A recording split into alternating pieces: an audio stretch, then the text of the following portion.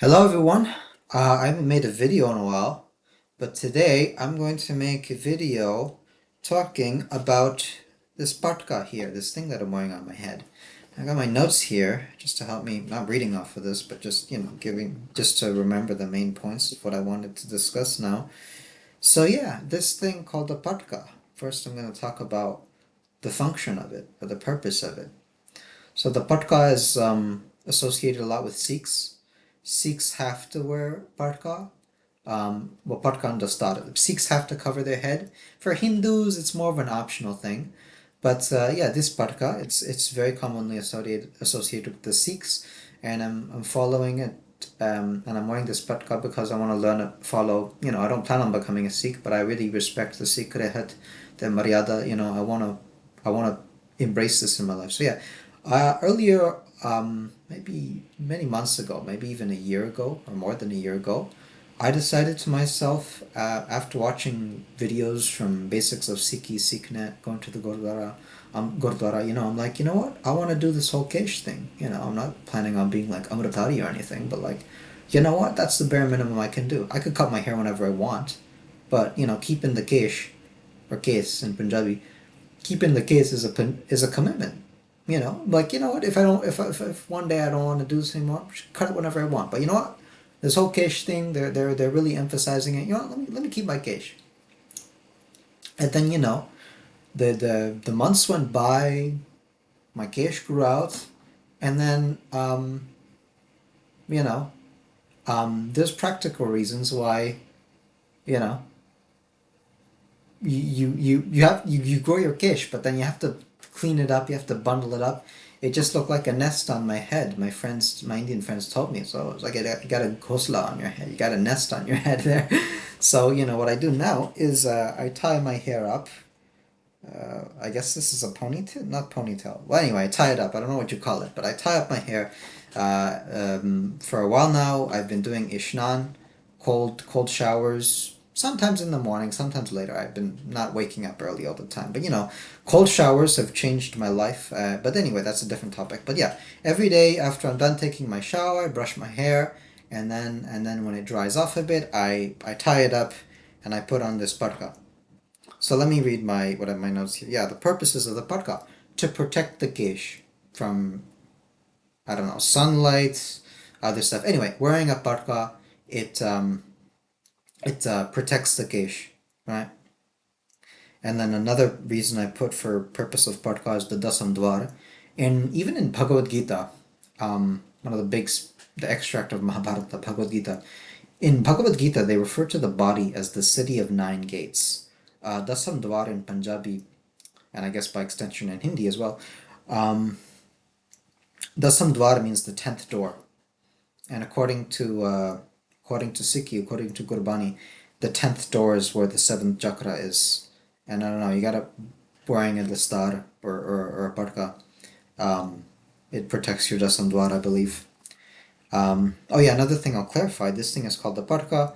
It's technically not a turban. The way it works for Sikhs is like they have the kesh, the hair, then they wash it, then they tie it in a jura in a knot, and then over the jura they put a paṭkā, and then on top of the paṭkā they put a dastar.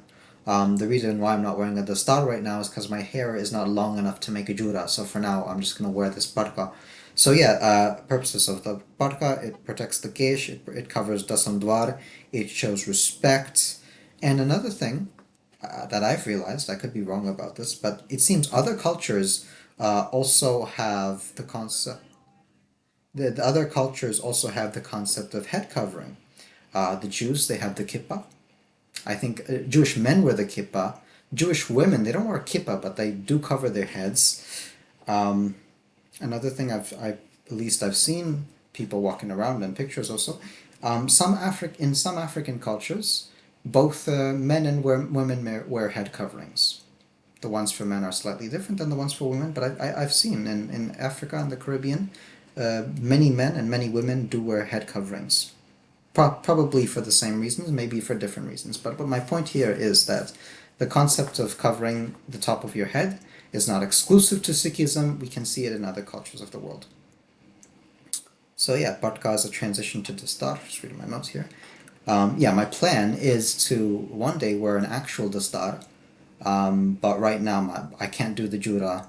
It's not like I'm not allowed to wear a dastar. It's a technicality. My hair's not long enough to tie a jura, so I have to wait a while until I can start wearing a real dastar. But for now, this is the easier, just the paṭkā. And when I'm ready, start wearing the dastar.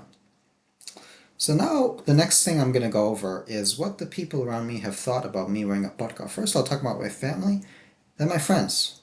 So my family, my mother, my stepdad, my father, my older sister, all these people in my family, they had mixed reactions to me wearing the paṭkā. They sort of respected it, but then they were also a bit confused. It's like they didn't hate me for wearing the paṭkā, but they were a bit confused. They're like, first off, why would you even want to keep your kesh? What's the point of that, first of all? And then one of the things that really confused my mom was like, well, if you're going to grow your kesh, why can you not even show your kesh? Like you're covering your kesh, you're growing it and then you're covering it also. So that was something that confused my mom. And, my mom and my dad, they're like, oh, you might get racism for wearing the star. Or not the star, the paṭkā. People might single you out, or you might lose out on job prospects. I'm sure there is some racism out there, but this is Canada. This is Toronto. I mean, I'm sure racism exists here, but I've, at least in my experience, I have never experienced overt racism. And, for the most part, Canada's a very tolerant country. But they do have some, part of wearing the dastar, you're going to stand out as either an Indian person or as a Sikh. And if you're not going to be perfect. Vaheguru is perfect, but we're not perfect. But you're going to stand out. And in the Bible, oh, this is interesting.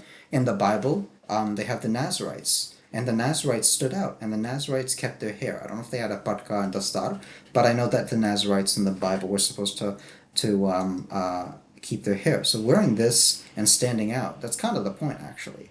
You're being held to higher standards. So if you mess up, if you do something bad like a crime, or not necessarily a crime, but just something that you're not supposed to do, this paṭkā or the dastar, it keeps you accountable in some sense. And now my friends, what do my friends think? My friends at college, my friends at other places. Yeah, it's very evident that now I'm wearing a paṭkā. I have some non-Sikh friends, some Sikh friends, and for the most part, none of my friends have been against me wearing the paṭkā. Yeah. My Sikh friends, they can see this paṭkā and, it shows respect for their faith. I mean, the paṭkā and the dastar, it looks cool, but I'm not doing this as a fashion statement. I mean, look, again, it looks really nice, but I'm not doing this as a fashion statement. I'm doing this to respect the tradition and become in touch with God. So yeah, that's my video on the paṭkā here. And yeah, whatever religion you got, whoever's watching this, whatever religion you are, Christian, Buddhist, atheist, whatever, just surrender yourself to God. You're not going to be perfect. You're a sinner. You're going to make mistakes. But, just in whatever form's most accessible to you, just surrender to God. Just surrender. That's all I have to say. And don't be too scared of the world. Another thing I'll say is that one thing I figured out is that to convince my family, and yeah, mostly my family, not really my friends, to convince my family that this is the right thing to do, I've got to show that in my character. If I have poor character, then that will tell them that doing this is the wrong thing. But if I show good character, that'll make them think, oh, maybe this whole kesh and this paṭkā thing, maybe it's a good influence. So that's my video for today. Everyone have a good day, have a good night. See you next time.